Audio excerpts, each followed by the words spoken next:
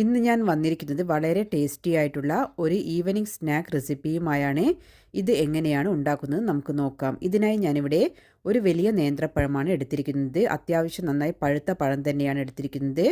പഴം തൊലിയെല്ലാം കളഞ്ഞതിന് ശേഷം 4ആയി കട്ട് ചെയ്ത് ചെറിയ കഷ്ണങ്ങളാക്കി ഒരു പ്ലേറ്റിലേക്ക് മാറ്റി വെക്കുന്നുണ്ട്.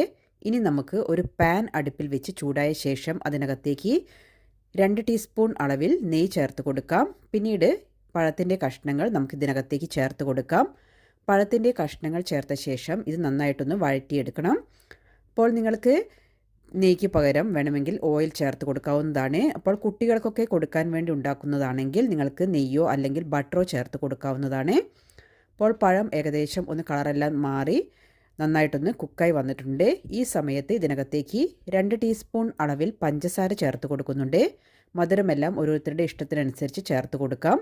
അപ്പോൾ പഞ്ചസാര ചേർത്ത ശേഷം ഒന്നുകൂടെ ഒരു മീഡിയം ഫ്ലെയിമിലിട്ട് ഒന്ന് വഴറ്റിയെടുക്കുന്നുണ്ട്. പിന്നീട് ഇതിനകത്തേക്ക് 2 നുള്ള് ഏലക്കായ പൊടിച്ചതാണ് ചേർത്ത് കൊടുത്തിരിക്കുന്നത്. ഇതുകൂടി ചേർത്ത ശേഷം നന്നായിട്ടൊന്നുകൂടെ വഴറ്റിയെടുക്കുന്നുണ്ട്. പഴം നന്നായി ഒന്ന് മാഷായി കിട്ടിയതിന് ശേഷം ഞാനിവിടെ ഫ്ലെയിം ഓഫ് ചെയ്തിട്ടുണ്ട്. പിന്നീട് ഒരു ബൗളിനകത്തേക്ക് ഒരു മുട്ട പൊട്ടിച്ച് ചേർക്കുന്നുണ്ട്. അതിനുശേഷം ഇതിനകത്തേക്ക് 1 ടേബിൾ സ്പൂൺ അളവിൽ പഞ്ചസാരയും അതുപോലെ തന്നെ 1 ടേബിൾ സ്പൂൺ അളവിൽ പാലും ചേർത്ത് കൊടുക്കുന്നുണ്ട്. ഇവ ചേർത്ത ശേഷം നന്നായിട്ട് തന്നെ ഒന്ന് മിക്സ് ചെയ്തെടുക്കുന്നുണ്ട്. ഇവിടെ ഞാനൊരു ഫോർക്ക് വെച്ച് നന്നായിട്ടൊന്ന് അടിച്ച് ഇത് സൈഡിലോട്ട് മാറ്റി വെക്കുന്നുണ്ട്. പിന്നീട് 6 പീസ് ബ്രെഡ് എടുത്തിട്ടുണ്ട്. അതിൽ നിന്നും ബ്രെഡിൻ്റെ സൈഡിലുള്ള ആ ബ്രൗൺ പോർഷൻ ഒന്ന് കട്ട് ചെയ്ത് മാറ്റി വെക്കുന്നുണ്ട്. അതിനുശേഷം നമുക്ക് ബ്രെഡിൻ്റെ പീസ് ഒന്ന് പരത്തിയെടുക്കണം. അതിനായി ഞാനിവിടെ ഒരു റോളർ ഉപയോഗിച്ചിട്ട് നന്നായിട്ട് തന്നെ ഒന്ന് പരത്തിയെടുക്കുന്നുണ്ട്. ഇപ്പോൾ ഇങ്ങനെ പരത്തിയെടുക്കുന്ന സമയത്ത് നമുക്ക് ബ്രെഡ് നല്ല തിന്നായിട്ട് കിട്ടുന്നതാണ്. ഇപ്പോൾ ബ്രെഡിൻ്റെ പീസിലേക്ക് 2 ടീസ്പൂൺ അളവിൽ ആ ബനാനയുടെ മിക്സ് ചേർത്ത് കൊടുക്കുന്നുണ്ട്. ബനാനയുടെ മിക്സ് ചേർത്തതിന് ശേഷം നന്നായിട്ടൊന്ന് പ്രസ് ചെയ്ത് കൊടുക്കുന്നുണ്ട്. അതിനുശേഷം നമ്മൾ നേരത്തെ തയ്യാറാക്കി വെച്ചിരിക്കുന്ന ആ എഗ് മിക്സിലേക്ക് ഒരു ബ്രഷ് ഒന്ന് ഡിപ്പ് ചെയ്തതിന് ശേഷം ഞാനിതിവിടെ സ്പ്രെഡ് ചെയ്ത് കൊടുക്കുന്നുണ്ട്. ആ 2 സൈഡിലും ഒന്ന് ആ എഗ് മിക്സ് ഒന്ന് ബ്രഷ് ചെയ്തതിന് ശേഷം 2 സൈഡിൽ നിന്നും ഈ രീതിയിൽ മടക്കിയെടുക്കുന്നുണ്ട്. നിങ്ങൾക്ക് ഇഷ്ടമുള്ള ഷേപ്പിൽ ഇത് മടക്കിയെടുക്കാവുന്നതാണ്.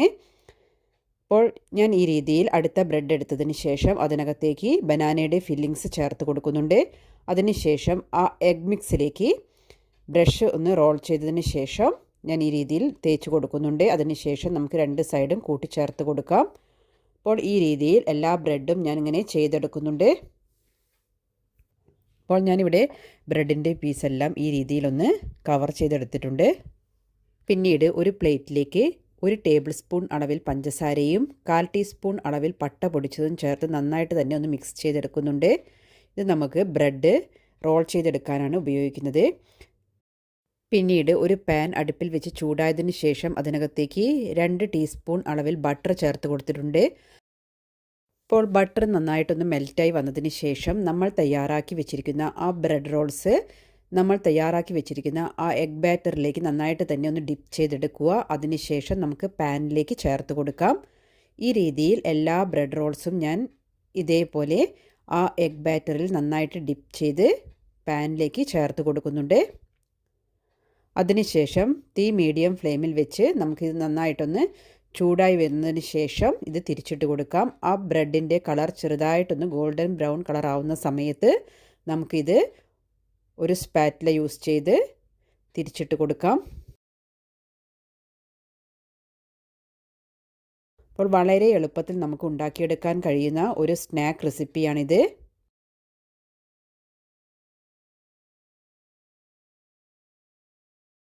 അപ്പോൾ ഇതേ രീതിയിൽ ഞാൻ എല്ലാ ബ്രെഡും ഇതേ രീതിയിൽ ഇവിടെ ഒന്ന് മറച്ചിട്ട് കൊടുത്തിട്ടുണ്ട്. അതിനുശേഷം നമുക്ക് ആ സൈഡിലുള്ള ഭാഗം ഒന്ന് കുക്കായി കിട്ടുന്നതിന് വേണ്ടിയിട്ട് നമുക്ക് ഈ രീതിയിലൊന്ന് തിരിച്ചിട്ട് കൊടുക്കാം.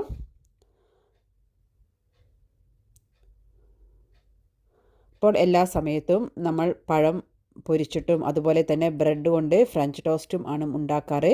അപ്പോൾ ഈ രീതിയിൽ ഒരു വ്യത്യസ്തമായിട്ടുള്ള ഒരു സ്നാക്ക് റെസിപ്പി തയ്യാറാക്കി നോക്കുന്നത് വീട്ടിലെല്ലാവർക്കും ഇഷ്ടമാകും.